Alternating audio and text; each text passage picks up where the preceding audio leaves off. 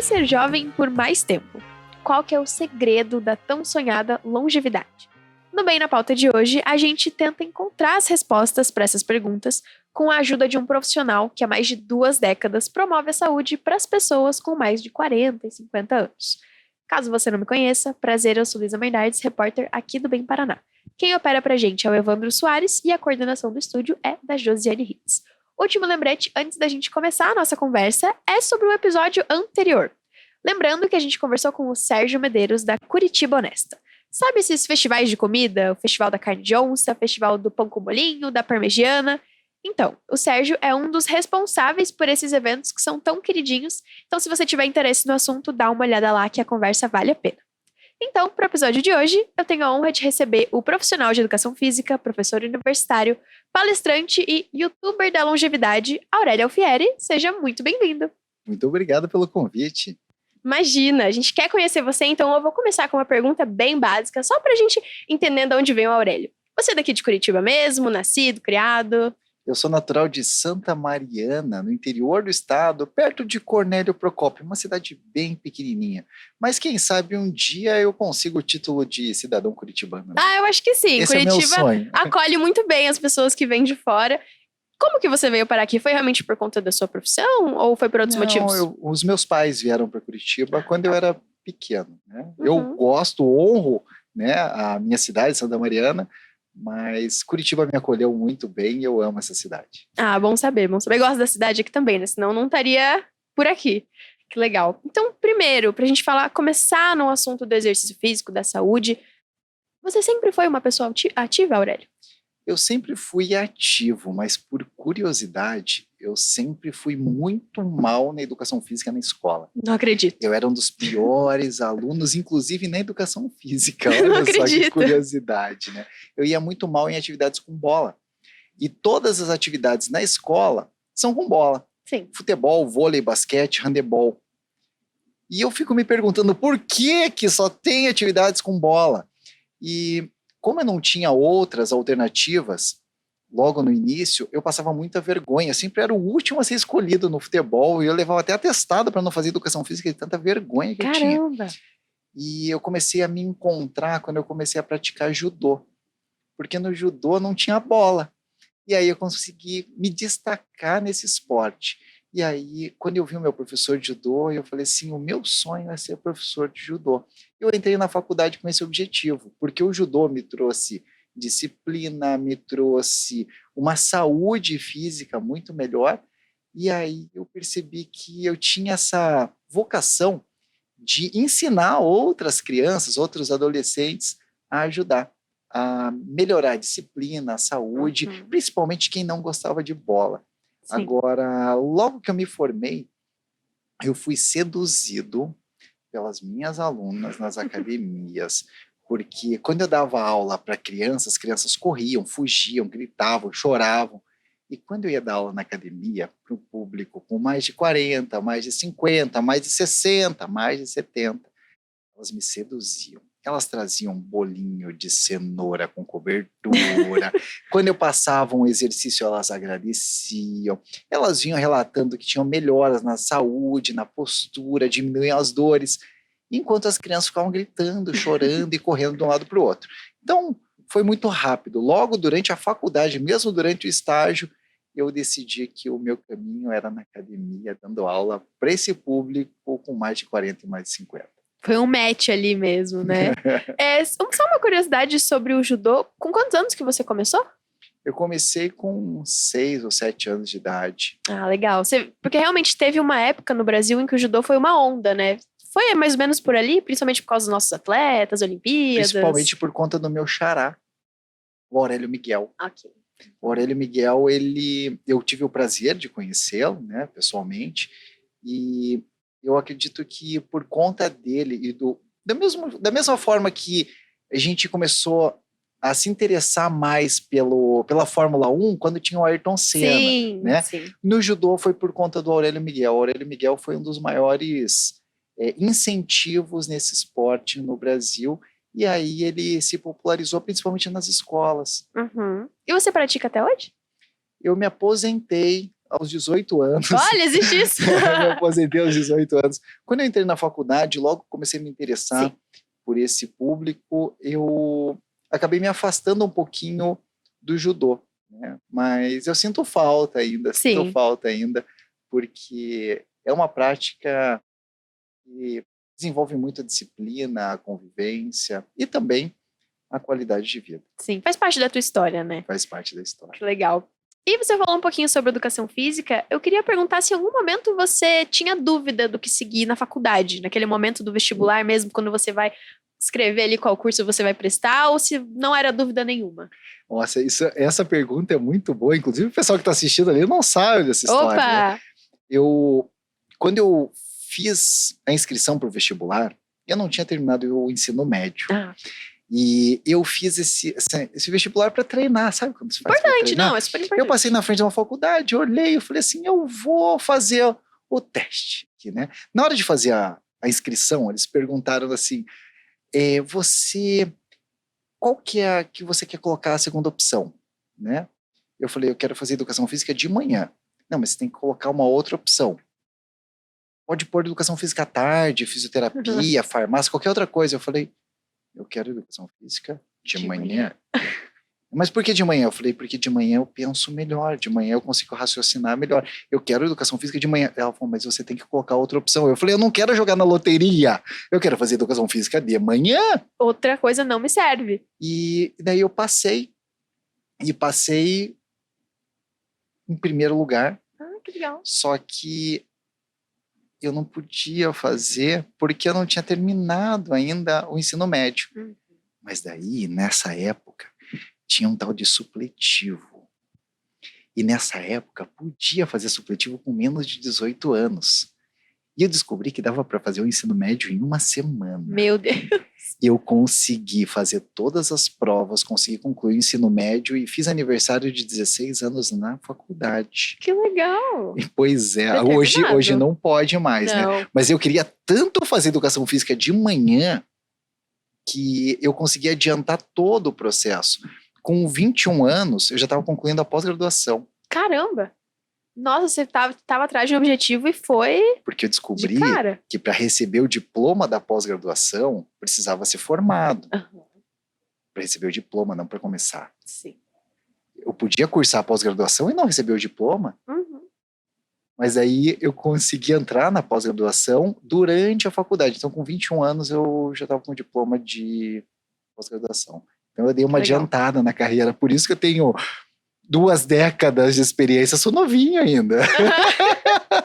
E quando você começou a trabalhar nas academias, né? Você imagino que tenha atendido tudo quanto é tipo de público, né? E você já comentou com a gente que você foi se afeiçoando um pouco mais ao público mais 50, mais 40. Além do tratamento, o que te faz também gostar de trabalhar com esse público? Tem outros pontos, assim, que são importantes para você?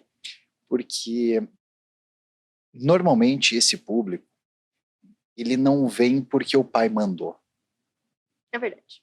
né? Então, o seu cliente é essa pessoa que você está vendo na tua frente. Uhum. Quando você atende uma criança, a criança não é o seu cliente é o pai da criança que te contratou. É verdade. Então, quando a gente separa a diferença de aluno e cliente, eu acabo chamando de alunos, mas na verdade elas são minhas clientes. Sim. Aluno é aquele que está na escola e ele tem que te obedecer.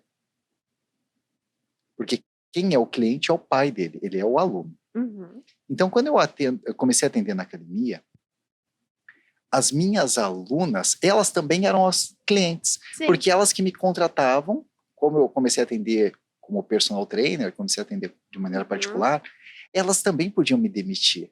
É verdade. Então, eu aprendi a como lidar com pessoas, a como tratar bem as pessoas, como me desenvolver. Inclusive, tem uma parte da história que ficou de fora, é que logo que eu entrei na faculdade, eu trabalhava com o meu pai no comércio. Olha. E eu trabalhava numa loja, trabalhava no balcão. Então, desde os 14 anos. E nessa época, eu comecei a entender como atender os clientes. Uhum.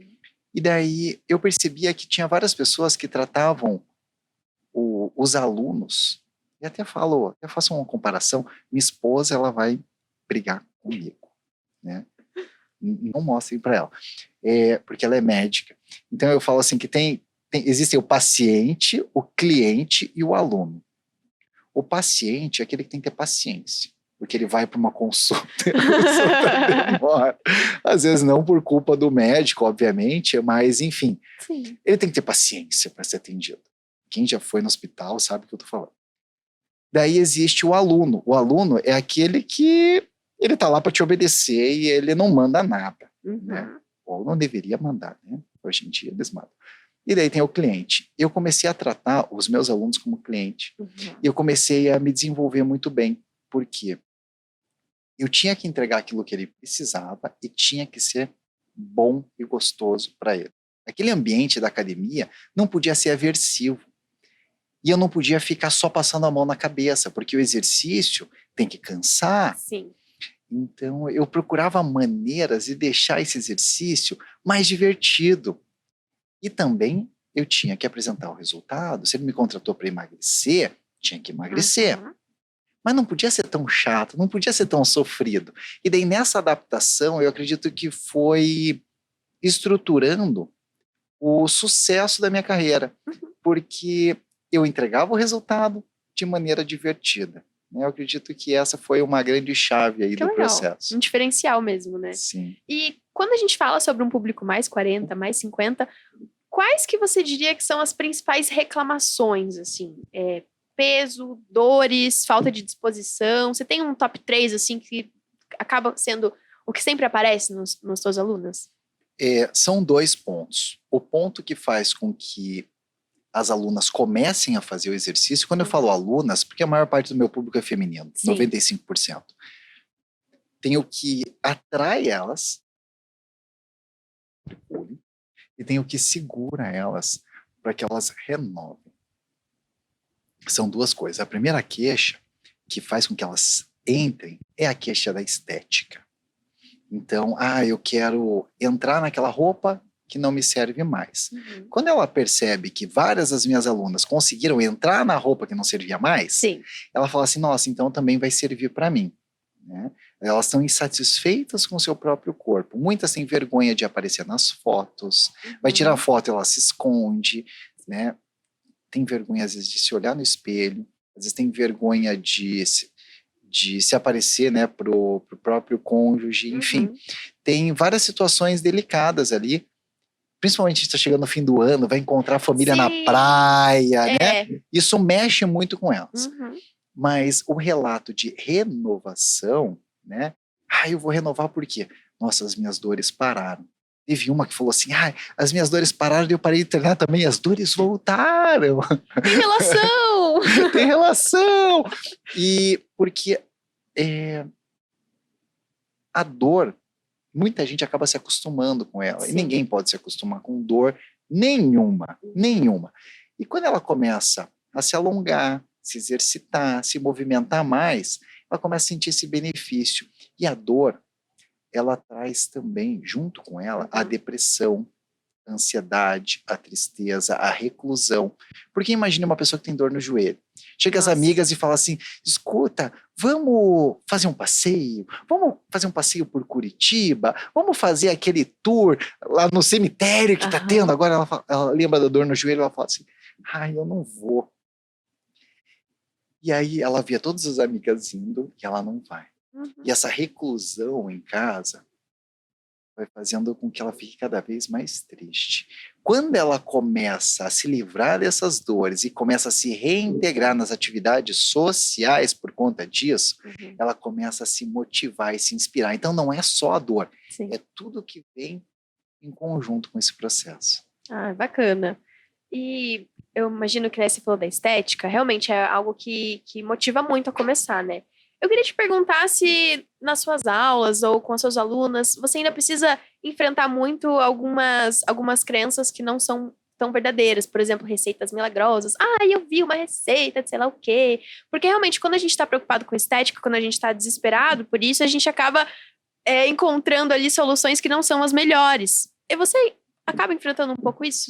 Esse tipo de informação que não é tão bacana, muitas vezes? Com certeza.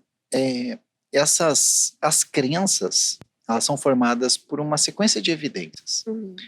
E a crença mais comum é que, assim, depois dos 40 é só ladeira abaixo. Já ouviu falar nisso, Sim, né? sim. E daí, você imagina uma mulher de 40, ela olha a mãe dela, tem 60, 70, ela fala, é verdade. Né? Porque é uma geração Sim. que envelhecia até mais rápido, né? E daí ela olha para as tias, olha para as pessoas que estão em volta e fala, é verdade! Ela tem várias evidências que sustentam essa crença. Para a gente quebrar essas crenças, a gente precisa trazer outras evidências.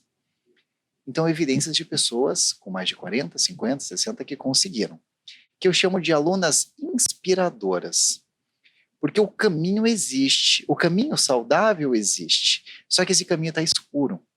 Eu preciso dessas luzes, né, que são essas alunas que tiveram um resultado e que estão dispostas a contar a história delas para iluminar o caminho dessas outras alunas. Sim. E com essas outras evidências, eu consigo iluminar essas alunas. Sim. Então, essas evidências, elas vêm por relato escrito, vêm por relato em vídeo, vêm por fotos de antes e depois. E as fotos de antes e depois que eu uso, é muito diferente daquelas fotos que a gente acaba vendo na internet, de biquíni, de roupa íntima. Sim. O meu, elas estão de saia comprida, cabelo comprido, vestido, roupa fechada, porque é a roupa que elas costumam usar. Sim, até porque é o jeito que costuma aparecer mesmo no dia a dia, né? Sim, mas quando você percebe que uma mulher de 60 anos pode emagrecer 20 quilos sem passar fome, sem tomar remédio, de maneira saudável, fazendo atividades simples em casa, as outras olham e falam assim, nossa, é verdade. E agora, quando essas soluções milagrosas, elas também deixam rastros, deixam evidências. Sim. E daí ela fala assim, eu tenho uma amiga que tomou um remédio, que aplicou, e daí ela emagreceu. Eu falei, ela tá magra ainda? Não, não tá. Né? Então, essas soluções milagrosas, elas deixam rastros. E a partir desses rastros e dessas evidências, a gente consegue demonstrar o sucesso ou o insucesso de uma técnica. Sim. E a técnica que a gente percebe hoje que traz mais resultado são as técnicas que não são radicais. Porque tudo que é radical, tudo que é muito milagroso, ele vem também associado a uma promessa que não é real, mas às vezes com alguma estratégia que é insustentável a longo prazo. Sim. Ou exercício muito pesado, ou uma restrição alimentar muito rigorosa. E tanto um como o outro, é insustentável você fazer isso por longo tempo, fazendo com que ela volte a engordar. Então, quando eu vou fazer um exercício, quando eu vou fazer uma tarefa, quando eu vou fazer qualquer atividade nova, por exemplo, gravar uma sequência de vídeos, eu penso assim, eu vou conseguir fazer isso pro resto da minha vida? Eu falo, eu acho que não. Então eu nem começo. Então, se eu tiver que depender de uma motivação muito forte para fazer alguma coisa que eu vou precisar fazer para sempre, é melhor eu nem começar. A probabilidade não é A probabilidade não é alta de dar sustentabilidade para esse processo. Sim. Então, eu sou muito a favor de ter apostas, mas apostas certeiras. Eu não sou muito de aplicar em ações, eu prefiro ter uma renda fixa e saber que eu vou ganhar um pouquinho, mas vou ganhar sempre, do que arriscar nessa volatilidade que os exercícios de alta intensidade ou as dietas muito rigorosas acabam trazendo. Bacana. Você comentou que você tem 95% dos seus alunos, no geral, são mulheres, né? São alunas. Eu queria te perguntar por que você acha que isso acontece? Isso tem relacionado mais os homens não procuram exercícios físicos ou eles não procuram esse tipo de exercício para fazer? Tem alguma hipótese na sua cabeça? Eu participo de vários grupos de pesquisa, né? E uma coisa que é bem interessante, que me espantou, que eu sempre achava que os homens, de maneira geral, por alguma questão genética, não se preocupassem tanto com a saúde quanto as mulheres. E daí eu descobri que isso é uma questão comportamental, porque existem algumas regiões no mundo onde os homens se cuidam tanto quanto as mulheres, que são os países nórdicos, principalmente legal. Suécia, Finlândia, Uhum. Noruega, são países onde os homens se cuidam tanto quanto as mulheres, né? Fazem exercícios depois dos 40, dos 50 anos, pensando na saúde. Uhum.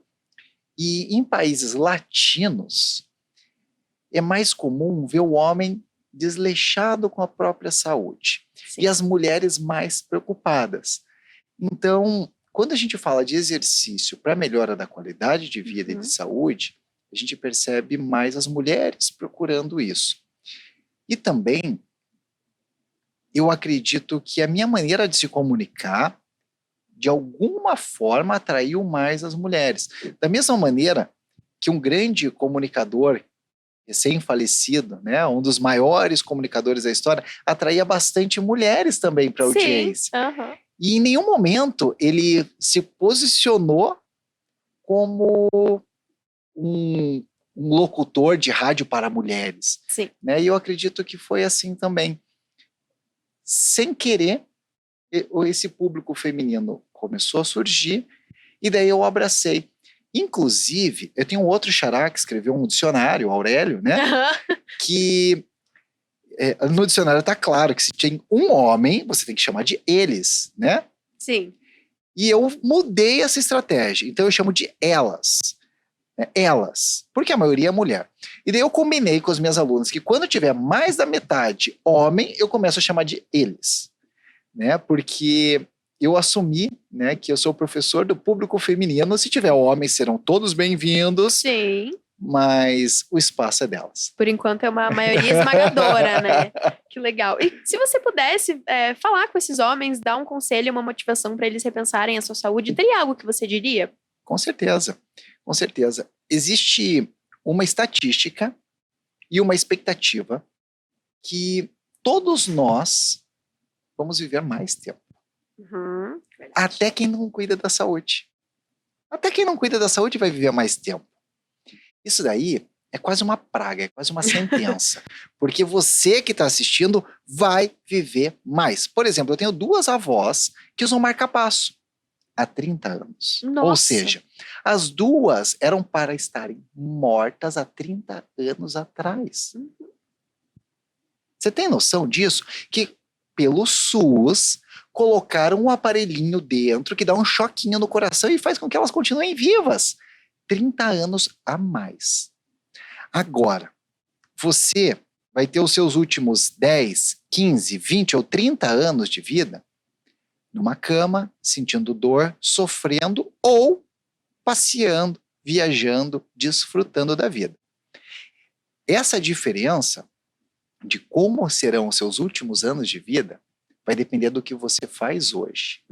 Da mesma forma que todos nós deveríamos estar preocupados com uma poupança financeira para passar os últimos anos de vida, a gente também precisa ter uma poupança de saúde. E a maior poupança de saúde que você pode ter é guardando resistência física, massa muscular, uma boa postura e uma saúde cardiovascular. E isso você só consegue se exercitando. Então, se você não pensa no futuro, eu sugiro que você comece a pensar agora, porque você está condenado a viver mais tempo. Agora, você escolhe ficar esses últimos 10 anos da vida numa cama ou desfrutando da vida. Escutaram, homens? E mulheres também. Que bacana. Muito, muito bacana as suas dicas. E realmente é mais profundo do que só o exercício pelo exercício, né? Eu queria te perguntar se você... Eu acho que eu vi isso no seu site, mas quantos alunos e alunas você já teve até hoje? Você tem um número assim? Tem. Nas redes sociais, hoje, eu tenho mais de 6 milhões de seguidores. Né, que é um valor significativo, né? Só que a maior parte das pessoas que assistem não são assinantes, né? Sim.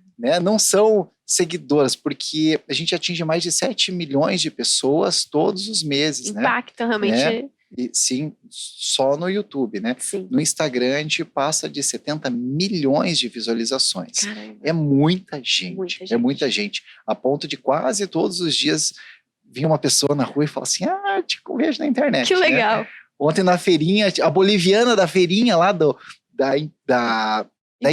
empanada, ela falou assim, eu faço teus exercícios. Que legal, que legal. A boliviana das empanadas. A gente não tem noção do quanto na presença online impacta a vida das pessoas, né? Porque, ok, tem um número ali, mas esse número também é multiplicado, porque quantas pessoas já não compartilharam seu vídeo para outra pessoa e daí elas começaram a ver. Então você nunca vai ter, infelizmente, você nunca vai ter o real impacto do seu trabalho. Isso é triste, mas também é muito legal por saber que é expansivo, né? Sim, e inclusive eu tenho um vídeo, quer dizer, um vídeo, na verdade tem mais de 3 mil vídeos no YouTube, mas tem um vídeo que eu pedi para elas, falei assim, se você melhorou alguma coisa na sua saúde, escreva aqui o que melhorou na saúde. Que legal. Tem 10 mil depoimentos em um vídeo.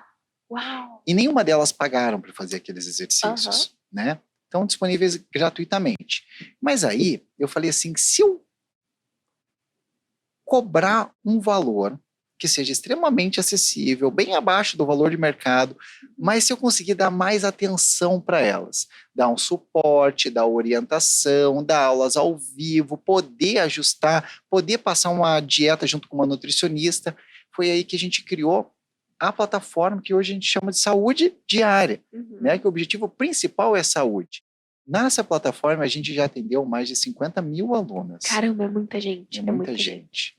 E dentre todas essas pessoas, acho que principalmente quando com quem você trabalha mais pessoalmente, tem alguma história que te marcou? Alguma aluna que você leva no coração, assim, costuma contar a história para as pessoas? Que você poderia compartilhar com a gente? Tem sim.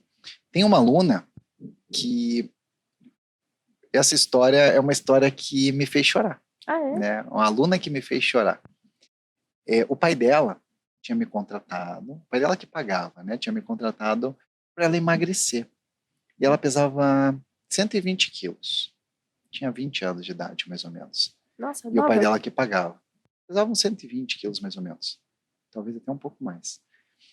E daí ela treinou durante 3 meses comigo, presencialmente, como personal. E ela não faltou nenhuma aula. Né? As que ela faltava, ela fazia reposição em seguida, sempre se dedicava.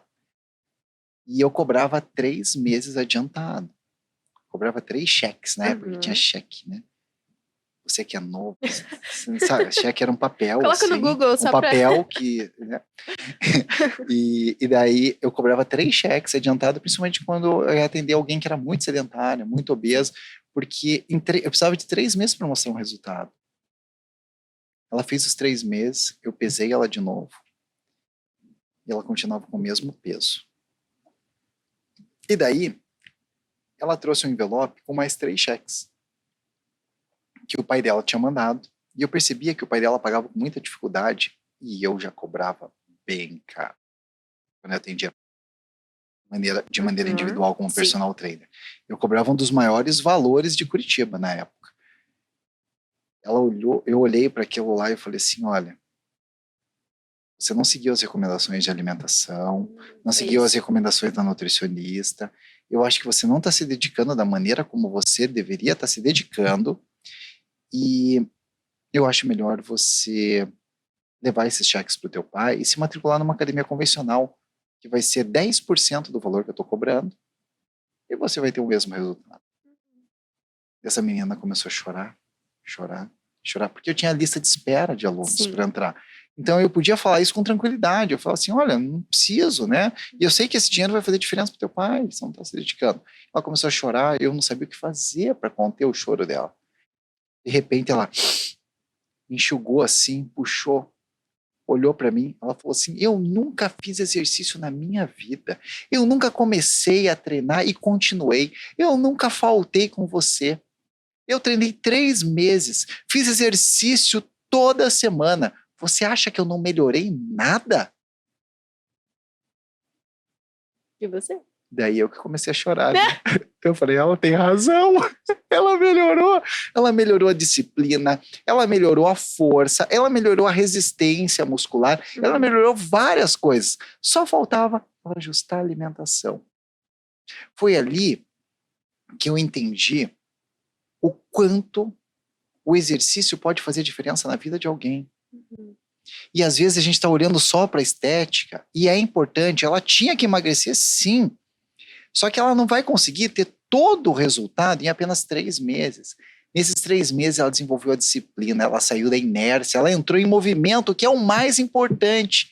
E ela me ensinou mais do que eu tinha ensinado ela. Em 3 meses, ela me ensinou em 5 minutos. Foi aí que eu percebi que o movimento realmente vale a pena. E depois que eu comecei a estudar, me aprofundar nisso, eu vi que todo passo conta. O passo que você vai na farmácia, o passo que você sai para passear, até o passeio no shopping, tudo isso conta. Movimento é vida. E a ausência de movimento que é a morte. Perfeito, perfeito. Um abraço para essa moça. Espero que ela tenha continuado. Isso faz quanto tempo? Faz mais de 15 anos. Que legal. Hoje ela já é uma mulher adulta, já. Que massa. Então, a gente está finalizando. Eu tenho só mais umas 2 perguntinhas, mas a partir de tudo isso que a gente conversou, realmente a pergunta do início do episódio era como ser jovem por mais tempo.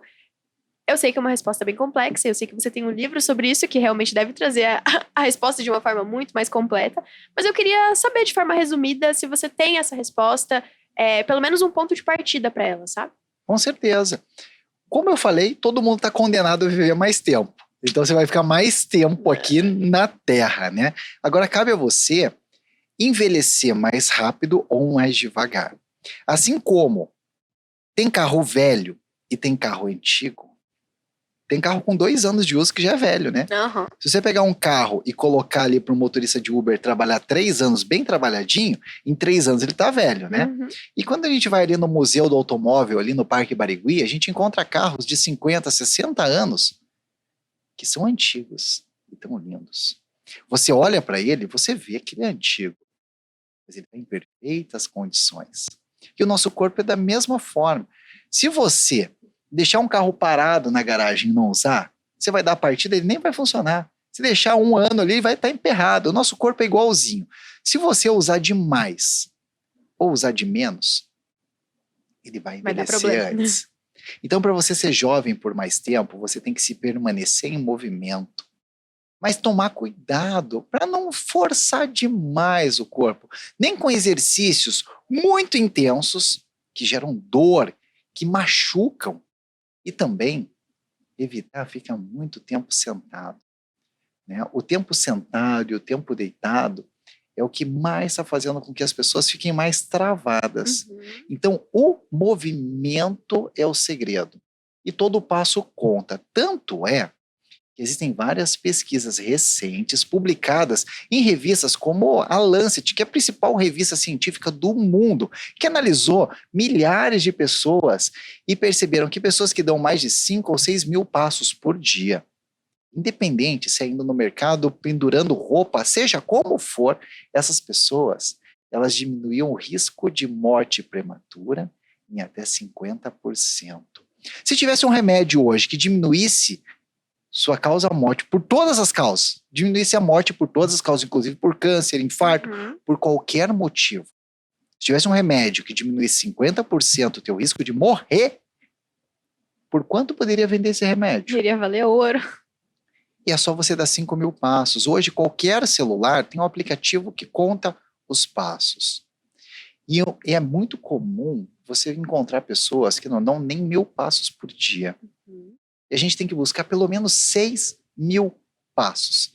Seja pendurando roupa, seja passeando, somando no final do dia, tem que dar 6 mil passos. Se não der 6 mil passos, você está caminhando para o abismo, que é para uma longevidade doente. Perfeito!